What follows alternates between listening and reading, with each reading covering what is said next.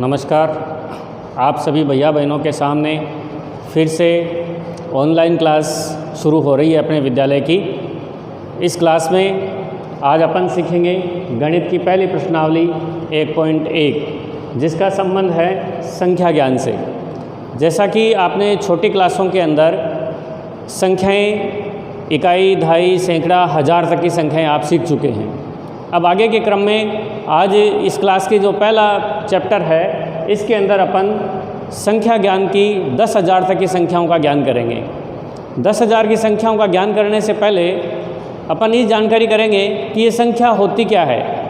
तो वास्तव में अगर देखा जाए तो संख्या अंकों का समूह होता है, वो कहलाता है संख्या।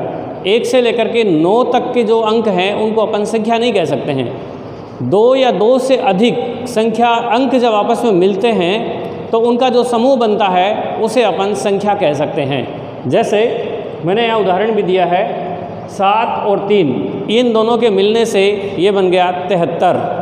इस तरीके से इसमें देखिए इकाई, दहाई, सैकड़ा, तो इसके अंदर 104, इसके अंदर इकाई, दहाई, सैकड़ा, हज़ार 7,550।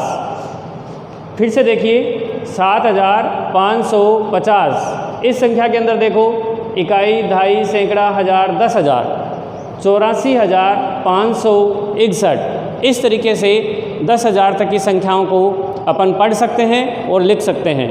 इस प्रश्नावली का जो पहला प्रश्न है वो आपके सामने है, निम्न संख्याओं को शब्दों में लिखिए। और परीक्षा के अंदर भी हमारा पहला प्रश्न पेपर के अंदर यही आता है कि संख्याओं को शब्दों में कैसे लिखा जाता है।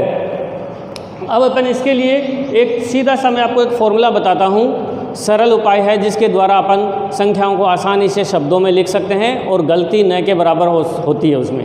जैसे कोई भी संख्या आपके सामने आती है तो हम सबसे पहले इकाई और दहाई के नीचे एक अंडरलाइन करेंगे, फिर सैकड़े के नीचे एक अंडरलाइन करेंगे छोटी, और हज़ार और 10,000 जो अंक है उसके नीचे एक बड़ी लाइन करेंगे।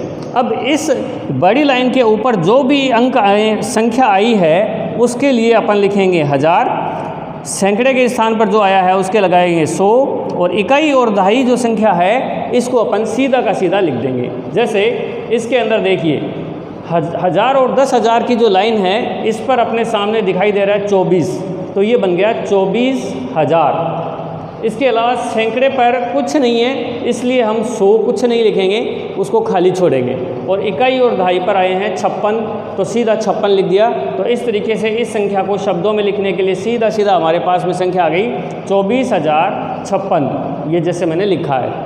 दूसरी संख्या फिर देखिए, फिर अपन वही करेंगे, इकाई और दहाई के नीचे बड़ी लाइन खींचेंगे, सैकड़े के नीचे लाइन खींचेंगे छोटी, और 1000 और 10,000 की जो संख्या है उसके नीचे एक बड़ी लाइन खींचेंगे। तो 1000 और 10,000 की संख्या पर आ रहे हैं 40, तो ये हमारे सामने बन गए 40,000। कितने बन गए? 40,000। सैकड़ा पर कुछ नहीं है।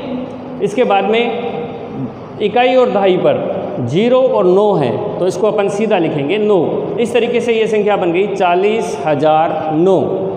इसी तरीके से तीसरी संख्या देखिए, इकाई, दहाई, सैकड़ा, हज़ार, 10,000। 10,000 की जो लाइन है 1000, 10,000 की, उस पर है हमारे पास में संख्या 80, तो ये हो गया 80,000। उसके अलावा सैकड़े के अंक पर है हमारे पास में 5, तो अपन लिखेंगे 500। और इकाई और दहाई के अंक पर हैं 11, तो अपन इसको सीधा लिख देंगे 11। इस तरीके से ये संख्या हमारे सामने बन गई 80,511। इस तरीके से शब्द किसी भी प्रश्न का जो उत्तर है हम इस तरीके से इसको सरल करते हैं कि कैसे अंकों में लिखी हुई संख्याओं को शब्दों में लिख सकते हैं। संख्यागान के इस चैप्टर में इसका दूसरा भाग है विस्तारित रूप। कोई भी संख्या हमारे सामने लिखी हुई है उसका विस्तार कहाँ तक हो रखा है, वो संख्या कितनी बड़ी है, वो लाख की है, 10 लाख की है, करोड़ की है, 10 करोड़ की है, 1000 तक की है, उसका विस्तार कहाँ तक हो रखा है, इसको जानने के लिए हमारे पास में दूसरा प्रश्न है, नीचे दी गई संख्याओं को विस्तारित रूप में लिखिए। विस्तारित रूप में लिखने के लिए सबसे पहले अपन ये संख्या उतारेंगे। संख्या उतारने के बाद में इसका जो अंतिम अंक है उसको अपन सबसे पहले यहाँ लिखेंगे। लिखने के बाद में ये देखेंगे इस अंक के बाद में कितने अंक और हैं। तो इस 1 के बाद में देखो 1 2 3 4 अंक हैं, तो अपन इसके 1 का लिखने के बाद में 4 शून्य लगा देंगे, जैसे इसमें मैंने लगाया है 1 2 3 4, फिर प्लस का निशान लगाएंगे और फिर दूसरा अंक देखेंगे, ये है 2। इस 2 के बाद में कितने अंक हैं? 1 2 3, तो इस 2 के बाद में अपन 3 शून्य लगा देंगे। फिर तीसरा अंक है 3, इसके 3 के बाद में 2 अंक हैं, तो 3 के बाद में 2 शून्य लगा देंगे। और 7 के बाद में 1 अंक हैं, तो केवल 1 शून्य लगाएंगे, तो ये संख्या बन गई हमारी 70।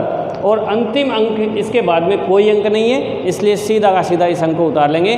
तो इस तरीके से हमारी ये संख्या, इस संख्या का जो विस्तारित रूप है वो हो गया पहले 10,000, फिर 2,000, फिर 300, फिर 70 और फिर 2। अब इस पूरी संख्याओं को, अगर इस बीच में प्लस का निशान है, अगर अपन इस संख्या को जोड़ते हैं वापस, तो हमारे पास वापस ये संख्या प्राप्त होनी चाहिए। अगर ये संख्या प्राप्त नहीं होती है तो इसका मतलब हमने कहीं ना कहीं चूक करी है।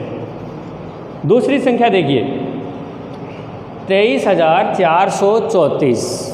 अब इस संख्या में पहला अंक है हमारे पास में 2, तो इसी तरीके से जैसे ऊपर वाले में किया था, तो इसी तरीके से अपन 2 के बाद में ये देखेंगे कितने अंक है 2 के बाद, 1 2 3 4, तो 2 के बाद में 4 शून्य लगा देंगे। फिर 3 के बाद में 3 अंक हैं, तो 3 के बाद में 3 शून्य लगा देंगे। 4 के बाद में 2 अंक हैं, तो 2 शून्य लगा देंगे। 3 के बाद में 1 अंक है, तो 1 शून्य लगा करके हम संख्या प्राप्त कर लेंगे। और अंत में 4, तो उसको वैसा का वैसा लिख देंगे। अंतिम बार फिर देखिए एक संख्या और मैं आपको बता देता हूँ ताकि आपके पूरा समझ में आ जाए। ये संख्या जैसे हमारे पास में 45,302, तो 45,000 इसमें पहला अंक है 4, और 4 के बाद में अपन देख रहे हैं अंक कितने, 1 2 3 4, तो इसके बाद में 4 अंक लगाए। 5 के बाद में 3 अंक हैं, इसलिए 3 जीरो लगा दिए। और 3 के बाद में 2 अंक हैं, इसलिए 2 शून्य लगा दिए।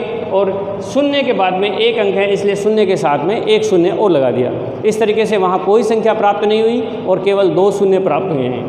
और अंतिम अंक है हमारा 2, तो इस तरीके से हमने 2 अंक उतार दिया, तो इस संख्या का पूरा विस्तारित रूप हो गया। इस तरीके के आपका जो प्रश्नावली 1.1 है, इसके अंदर जो दूसरा प्रश्न है, इसमें और भी आपको सवाल दिए हुए हैं 2, उसको आपको अपने आप करना है। और इसी तरीके से पहले सवाल में भी 2 सवाल और हैं, उसको भी आपको अपने आप करना है। इस तरीके से आज का होमवर्क पहला प्रश्न और दूसरा प्रश्न आपको करना है, और करके मेरे व्हाट्सएप पर आपको वापस सेंड करना है। धन्यवाद।